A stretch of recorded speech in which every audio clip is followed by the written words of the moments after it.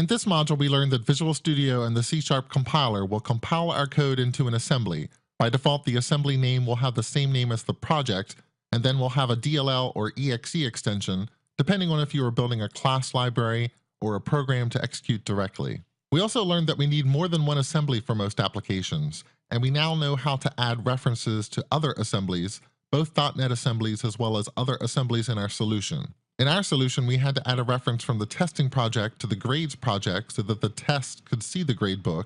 Remember, we also had to mark our grade and grade statistics classes as public so that the test project could use the gradebook and the statistics that it computes. So in .NET, all the types we create will live in an assembly. And the classes that we've built, they are one specific type that we can create in .NET. In the next module, we'll see additional types that we can create and understand two fundamental categories of types in .NET.